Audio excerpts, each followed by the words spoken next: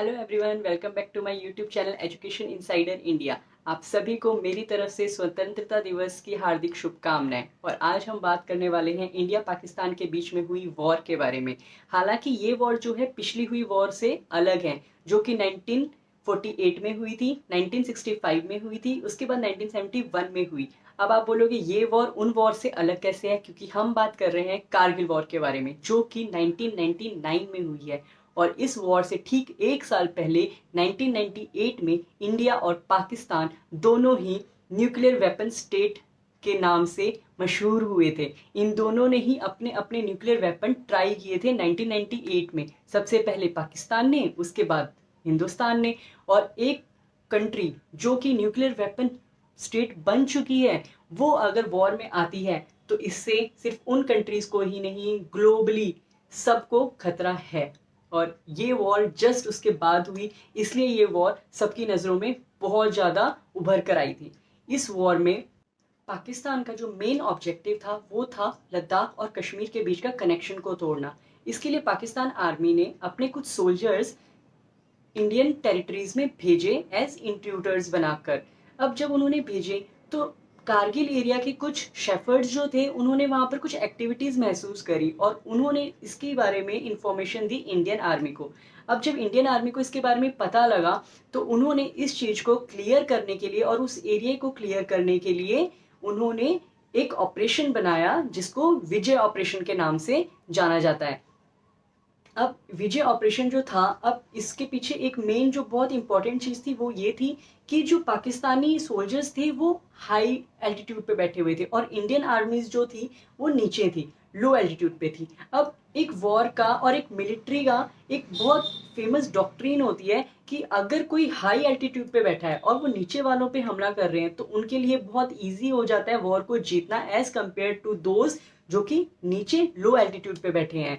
तो अब एक जो डॉक्ट्रिन है वो ये बताती है कि ये जो वॉर होती है ना, जिसमें हाई और लो एल्टीट्यूड पे बैठे होते हैं, ये रेशियो होती है 1:6। यानी कि हाई एल्टीट्यूड के अगर एक सोल्जर को मारना है तो जो लो एल्टीट्यूड है उसके अप्रॉक्स 6 सोल्जर्स मारे जाएंगे। इसके लिए ही, क्योंकि पाकिस्तान की आर्मी हाई एल्टीट्यूड में थी और इंडियन आर्मी लो एल्टीट्यूड पे थी, तो approx 7 lakh soldiers, Indian soldiers लगाए गए थे वहां पर इस ऑपरेशन में। और अगर हम पूरा अप्रोक्सीमेटली देखते हैं तो 1:10 की रेशियो थी। तभी इस कारगिल वॉर को हमने जीता जरूर था, पर हमारे बहुत सारे सोल्जर्स को हमने खो दिया था। अप्रोक्सीमेटली उनका एक सोल्जर मरता था तो हमारे 10 सोल्जर्स मरते थे। यानी कि इस कारगिल वॉर में हम लोगों को बहुत ज़्यादा लॉस भी हुआ था। पाकिस्तानी आर्मी ने बहुत ही डिसग्रेसफुली तरीके से इंडियन सोल्जर्स की बॉडी के साथ ट्रीट किया, वाइल उसी के कॉन्ट्रेरी में इंडियन आर्मी ने पाकिस्तान सोल्जर्स को with dignity, with respect coffin में डाल के उनको हैंड ओवर किया।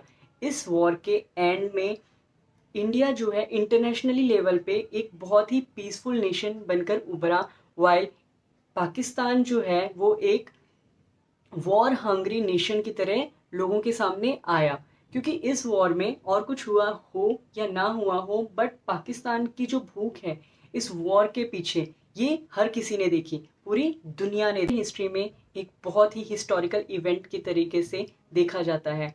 अगर देखा जाए तो ये वॉर परवेज मुशर्रफ, जो कि पाकिस्तान आर्मी के उस टाइम पे चीफ थे, उनकी देख रेख में हुआ था। और उन्होंने इस वॉर के बारे में कोई इन्फॉर्मेशन हमारे प्राइम मिनिस्टर जो कि अटल बिहारी वाजपेयी थे उन तक कोई भी इन्फॉर्मेशन नहीं पहुंचनी थी। और उन लोगों ने बस अपना एरिया कवर करा सो दैट वो हाई एल्टीट्यूड पे रह सकें और हम लो एल्टीट्यूड पे, और वहाँ से उनको एडवांटेज मिल सके।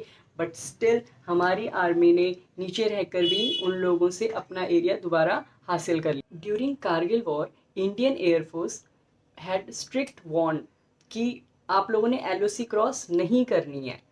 तो 3 जैगुआर फाइटर प्लेन्स एक फॉर्मेशन में उड़ रहे थे हमारे, और जब वो उड़ रहे थे तो उन्होंने, उनमें से एक फाइटर पायलट ने एक पाकिस्तान टेरिटरी में एक डिपो देखा और उसने अपना लेज़र वेपन वहाँ पे टारगेट कर दिया और लॉक कर दिया। उसने अपने बड़ी पायलट से बात करी कि मैंने टारगेट सेट कर दिया है और मैं अब इस पर हमला कर सकता हूँ। तो उसने अपने थर्ड जो पायलट था, who is acting as a commanding officer उस फॉर्मेशन का, उसने उससे परमिशन मांगी। तो उसने डायरेक्ट बोल दिया कि नहीं, हम लोगों को कोई भी ऑर्डर नहीं है, हम लोगों ने किसी भी तरीके से अटैक नहीं करना है। तो उसने उस चीज़ को डिनाई किया एंड वो वहाँ से वापस आ गए। They came back to their base. उसी के कुछ टाइम बाद पता लगता है कि फाइटर प्लेन के पायलट ने जिस डिपो को टारगेट बनाया था और लॉक कर दिया था कि हाँ मुझे यहाँ पर हमला करना है, उस डिपो में दो लोग प्रेजेंट थे जो कि थे पाकिस्तान आर्मी के चीफ और प्राइम मिनिस्टर, यानी कि Pervez Musharraf and Nawaz Sharif. Can can you imagine कि अगर वो अटैक उस वक्त कर दिया गया होता, they both would have been bombed in a click.